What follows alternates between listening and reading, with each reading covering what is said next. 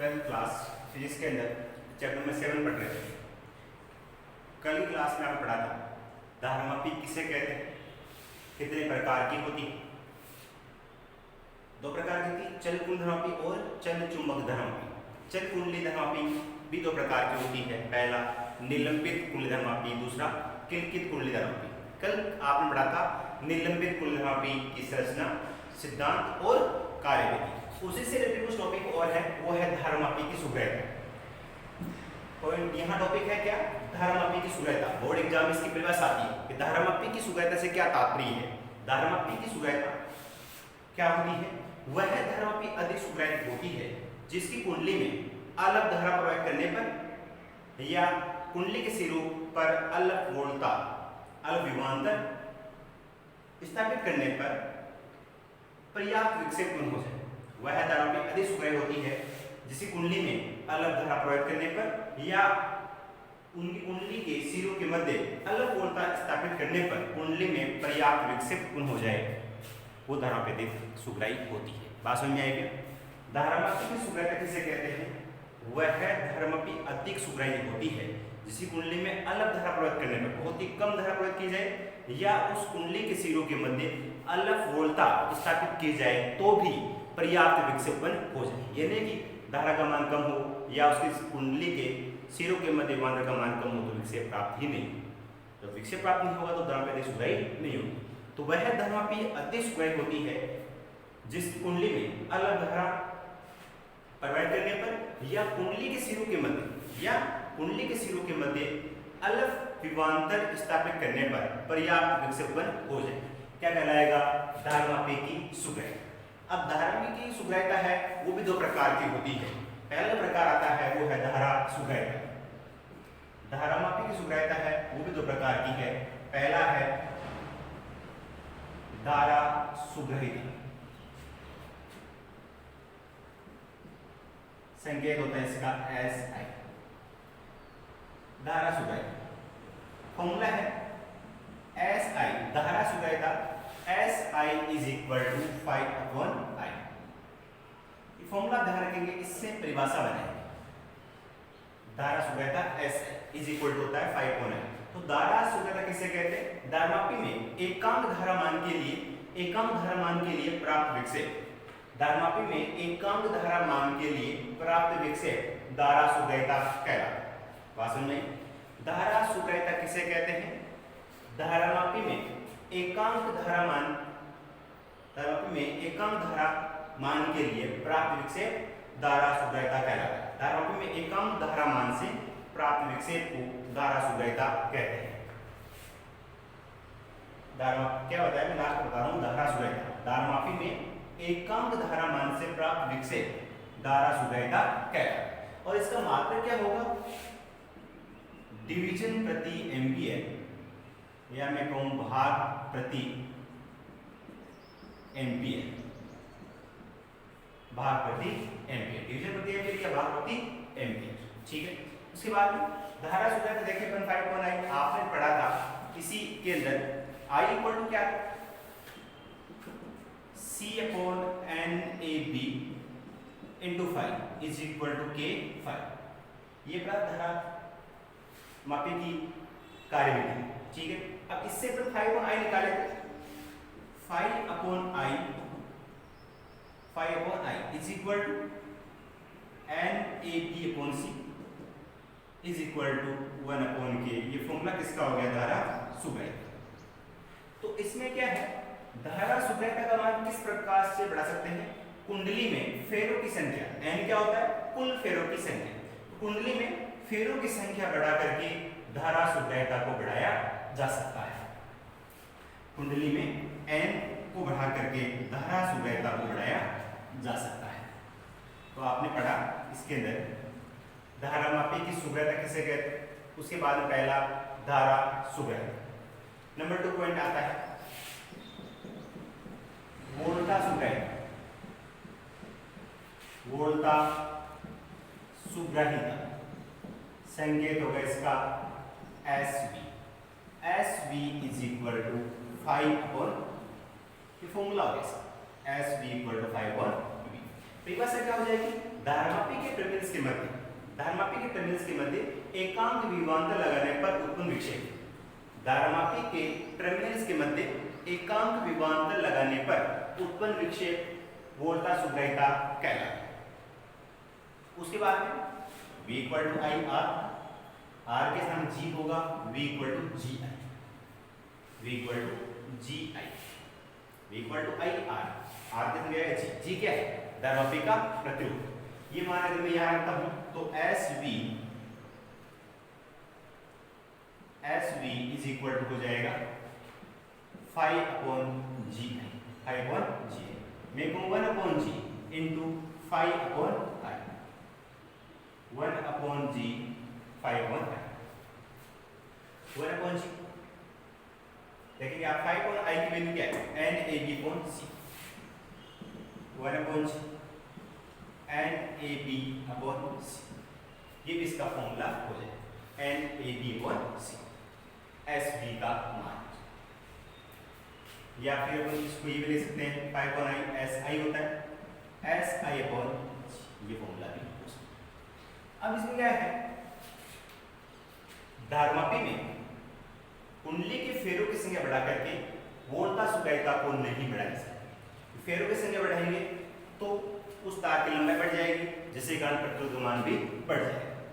फेरों की संख्या बढ़ाएंगे तो तार की लंबाई बढ़ जाएगी, लंबाई बढ़ने पर प्रतिरोध मान भी बढ़ जाएगा। इसलिए हम कह सकते हैं कि कुंडली में फेरों की संख्या बढ़ा करके धारा सुग्राह्यता को बढ़ाया जा सकता है, लेकिन कुंडली में फेरों की संख्या बढ़ा करके वोल्टा सुग्राह्यता को नहीं बढ़ाया जा सकता।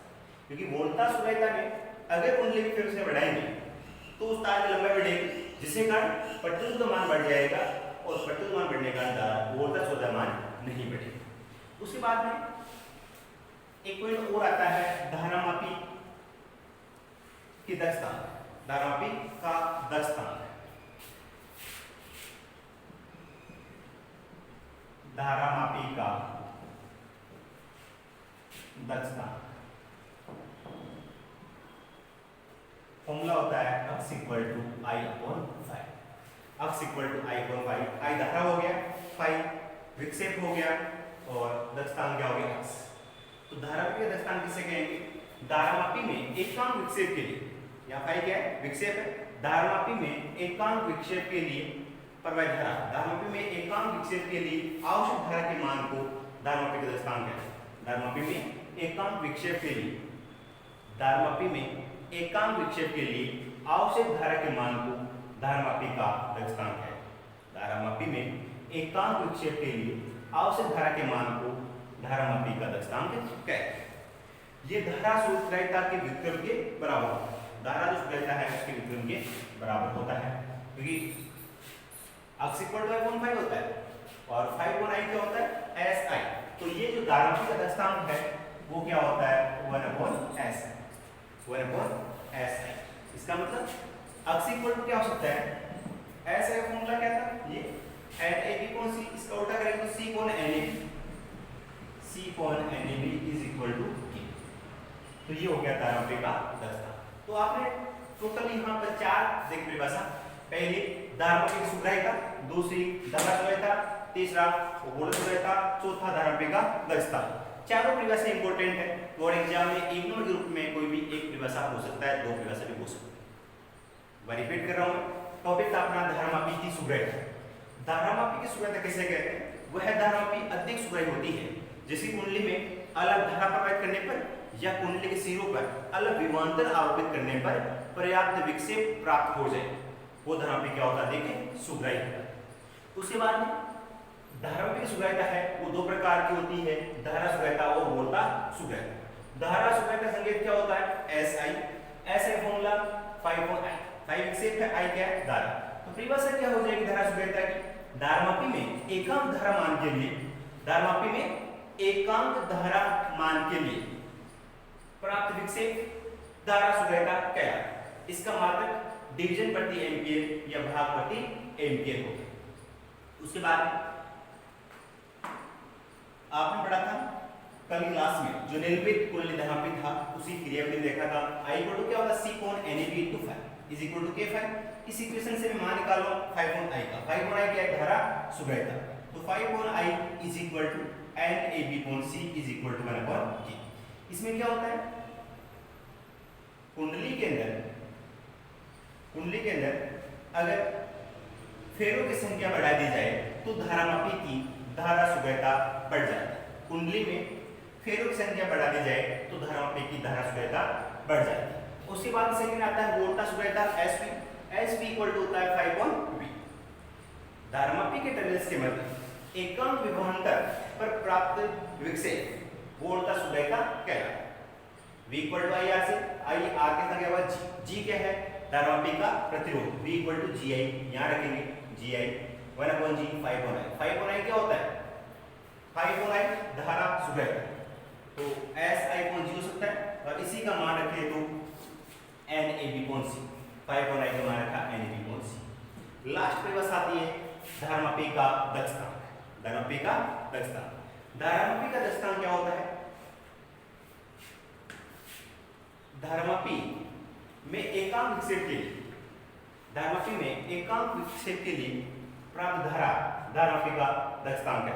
और ये क्या होता है, आपने देखा था 5 अपॉन आई धारा सुगयता, आई अपॉन 5 धारामापी का दक्षतांक। इसका मतलब धारामापी का दक्षतांक धारा सुगयता के व्युत्क्रम के बराबर। इससे x equal to C upon N A B is equal to क्या हो जाएगा k। तो ये चार परिभाषाएं हैं, आप ध्यान में रखेंगे। उसके बाद में आपने पहला पढ़ा निलंबित कुंडली धर्मापी, और ये 3-4 उसकी परिभाषा है। इसी का सेकंड पार्ट आता है किलकित कुंडली धारामापी। बात समझ आ रही है, आपका टॉपिक था धारामापी में पहला निलंबित कुंडली धारामापी, फिर उसका आपने संरचना देखी, सिद्धांत देखा, कार्य देखा, और उससे संबंधित 3-4 ये आपकी परिभाषा होगी। अब सेकंड जो पार्ट आता है धारामापी का वो है किलकित कुंडली धारामापी। तो सेकंड इसका पार्ट है वो किलकित कुंडली धारामापी। किलकित कुंडली धारामापी मैंने बताया था स्टार्टिंग में भी, जब आपने धर्म स्टार्ट पढ़ा था कि निलंबित कुंडली धारामापी हो चाहे किलकित कुंडली धारामापी हो, दोनों का सिद्धांत एक समान होता है, केवल उनकी बनावट अर्थात संरचना में ही अंतर होता है। सिद्धांत दोनों समान है, केवल बनावट में अंतर होगा। तो देखेंगे किस प्रकार से बनी होती है।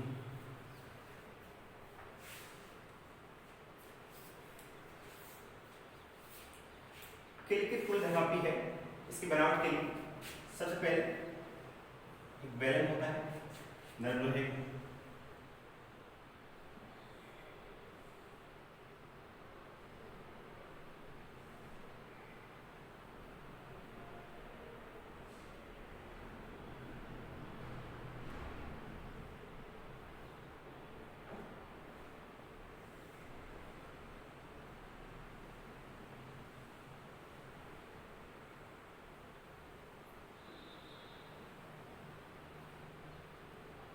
एक नरम लोहे का बेलन होता है, और इसकी चारों कुंडली है।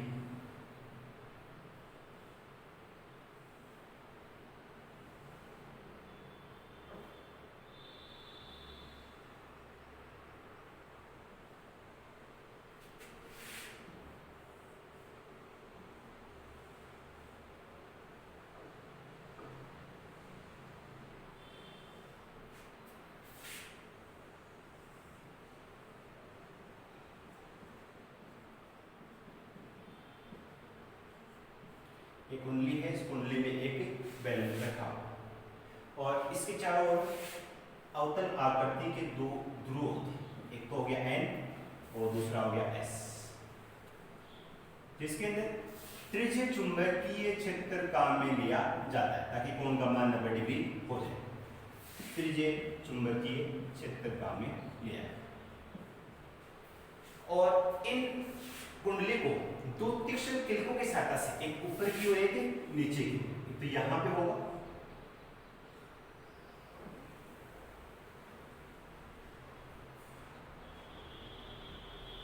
एक नीचे की ओर।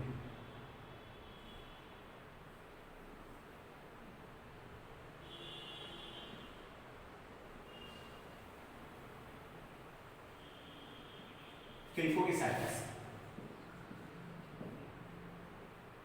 किलकित करेंगे, एक ऊपर की और एक नीचे की। दोनों सिरों पर दो स्प्रिंग होती है, एक स्प्रिंग यहां पर है और इस स्प्रिंग से संबंध किससे होता है, संयोजक पेच T1 से। दूसरी स्प्रिंग यहां पर है,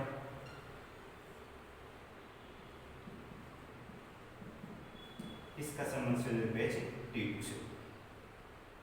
ये आप लिखें। इसके अलावा एक यहां पर वृत्ताकार पैमाना होता है,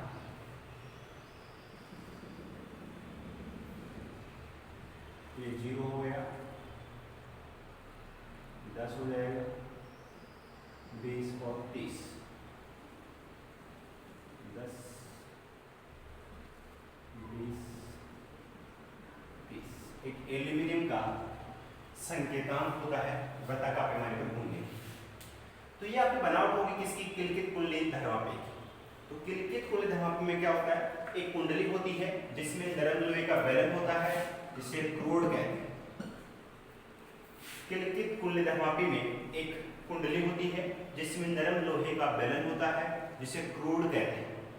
और ये जो आपकी कुंडली है ये दो तीक्ष्ण किलकों, एक यहाँ पर है एक यहाँ पर, दोनों तीक्ष्ण किलकों की सहायता से किलकित किया, मतलब इसके बीच में इसको फिक्स किया। किसको, इस कुंडली को दोनों किलकों के मध्य फिक्स किया और इनके दोनों सिरों पर दो स्प्रिंग जुड़ी होती है और इनका संबंध पहली स्प्रिंग का संयोजक पेच T1 से होता है, दूसरी का संबंध संयोजक पेच T2 से होता है।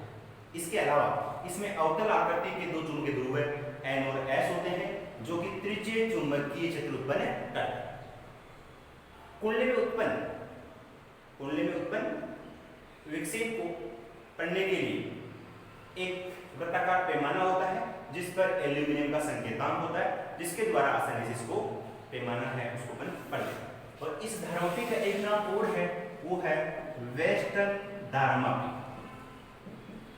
वेस्टर्न धारामापी बात समझ आई। आपका दूसरा धर्म प्रकार था किलकित कुंडली धर्मापी। सिद्धांत दोनों का समान है क्योंकि बनावट का अंतर है। अपन देखेंगे किलकित कुंडली धर्मापी बनावट क्या है। किलकित कुंडली धर्म बनाने के लिए एक कुंडली होती है जिसमें नरम लोहे का बेलन होता है जिसे क्रोड कहते हैं और ये कुंडली दो किलकों के मध्य किलकित की हुई और इनके मध्य पहले सिरे पर स्प्रिंग लगी हुई है जिसका संबंध संयोजक पेच T1 से होता है, दूसरे पर दूसरी स्प्रिंग लगी हुई है जिसका संबंध संयोजक पेच T2 से होता है और इस कुंडली को एक शक्तिशाली चुंबकीय क्षेत्र के मध्य रख देते हैं और इसमें एक वृत्ताकार पैमाना होता है जिस पर एल्यूमिनियम का संकेतांक लगा और इस किलकित कुंडली धारामापी को वेस्टर्न धारामापी भी कहते हैं। किलकित कुंडली धारामापी को वेस्टर्न धारामापी भी कहते हैं। तो ये आपका टॉपिक कंप्लीट हुआ किलकित कुंडली धारामापी।